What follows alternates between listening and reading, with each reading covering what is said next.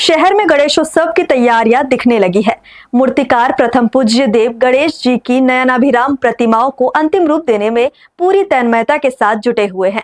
हर साल की तरह इस बार भी बाजार में इको फ्रेंडली गणेश जी की मूर्ति भी उपलब्ध है, जिसे विशेष तौर पर पर्यावरण संरक्षण को देखते हुए महाराष्ट्र से मंगवाया गया है। गणेश चतुर्थी बस आने को है।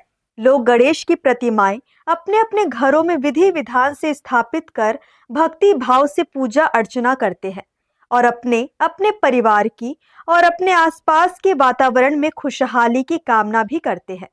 पर आज के औद्योगिकरण के दौर में जल थल से लेकर नभ तक में बढ़ते प्रदूषण को देखते हुए न सिर्फ मूर्तिकार इको फ्रेंडली मूर्तियों के निर्माण की ओर बढ़ रहे हैं, बल्कि लोगों में बिगड़ते पर्यावरण को देखते हुए इको फ्रेंडली मूर्तियों की ओर रुझान बढ़ रहा है। यही कारण है कि पिछले कुछ सालों से गणेश चतुर्थी में इको फ्रेंडली मूर्तियों की डिमांड भी बढ़ते जा रही है। रायगढ़ में अब लोग इको फ्रेंडली गणपति की मूर्तियों की तरफ जा रहे हैं। शहर में ऐसे कई मूर्तिकार हैं जो कि महाराष्ट्र से कच्ची मिट्टी, गोंद और कागज से बनी मूर्तियां मंगवाते हैं और उनमें रंग भरकर बाजार में उतारते हैं। इन मूर्तियों की खासियत ये है कि यह आसानी से पानी में घुल जाते हैं और इससे पर्यावरण को भी कोई नुकसान नहीं पहुंचता। मेरा मूर्ति का काम शुरू किए हुए 7 साल हो गया, ये 7वां साल है। और मैं हमेशा इको फ्रेंडली को ही प्रेफर करता हूँ। और ये सारी मूर्तियाँ जो मेरे गैलरी में देख रहे हैं आप, वो सब इको फ्रेंडली है। इसके बनाने के पीछे जो पर्पस है वो इसमें मैं गुजरात की एक मिट्टी होती है जिसको साड़ू माटी बोलते हैं, उसमें मैं खाने का गोंद और कुछ पेपर इसको मेल्ट करके एक डो बनाता हूँ और डो से मूर्ति तैयार की जाती है।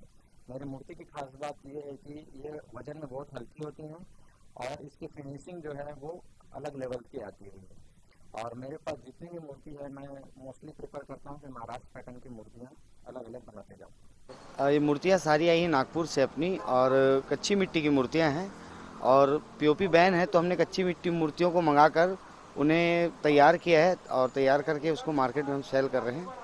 मूर्तियाँ हम लोग 3-4 महीने पहले लाते हैं और 3-4 महीने से हम तैयारी में भिड़ते हैं इसकी, तब जाकर 300-400 पीस तैयार होती है मूर्तियाँ। और ये मूर्तियाँ सब कच्ची मिट्टी की मूर्तियाँ हैं। तो इस बार हमने एक पहल जारी की है कि जो मूर्तियाँ कच्ची मिट्टी की मूर्तियाँ हैं उसे आप घर पे ही विसर्जन करें। इसमें ना कोई घास पैरा कोई कुछ भी इसमें नहीं रहता है। उसे आप घर पे ही विसर्जन करके उसकी जो मिट्टियाँ हैं उसे आप गमले में डालें, और हम लोग एक मूर्ति के साथ एक पौधा दे रहे हैं जिसे आप घर पे लगाकर उसे बढ़ाएं, पर्यावरण को ध्यान में रखते हुए। एक मूर्ति के साथ एक पौधा हम दे रहे हैं लगाने के लिए। हमारे पास गणपति तो हम लोग बनाते नहीं हैं, बाहर से मंगाते हैं, महाराष्ट्र से आता है हमारी मूर्तियाँ। और इसके पीछे हम लोग का 1.5 महीने का मेहनत है। ये सारी मूर्तियों को हम लोग डेकोरेट करते हैं, जो कस्टमर जिस हिसाब से बोलते हैं उस हिसाब से कस्टमाइज मूर्तियाँ हम लोग उनके हिसाब से प्रोवाइड करते हैं उनको। और ये इको फ्रेंडली है, पर्यावरण के को ध्यान में रखते हुए इसको आप घर पे भी विसर्जन कर सकते हैं। इसके लिए नदी तालाब जाने का कोई आवश्यकता नहीं है। इसकी बची मिट्टी से आप फिर पेड़ उगा सकते हैं। इको फ्रेंडली मूर्तियां पर्यावरण संरक्षण के लिहाज से बेहद उपयुक्त तो है, साथ ही साथ वजन में बेहद हल्की के कारण इन प्रतिमाओं के प्रति लोगों की आस्था और आकर्षण बढ़ता जा रहा है, क्योंकि इन प्रतिमाओं से वातावरण को खतरनाक केमिकलों से भी बचाया जा रहा है। यही वजह है कि साल दर साल लोगों का इको फ्रेंडली मूर्तियों की ओर रुझान बढ़ रहा है। वही डिमांड के अनुरूप ही शहर में अब इको फ्रेंडली मूर्तियों की उपलब्धता भी काफी बढ़ने लगी है। इस साल भी बाजार में एक से बढ़कर एक नयनाभिराम गणपति की मूर्तियां एक साथ लोगों को महाराष्ट्र की झलक भी देखने को मिलेगी। हर्ष न्यूज के लिए श्याम देवकर की रिपोर्ट।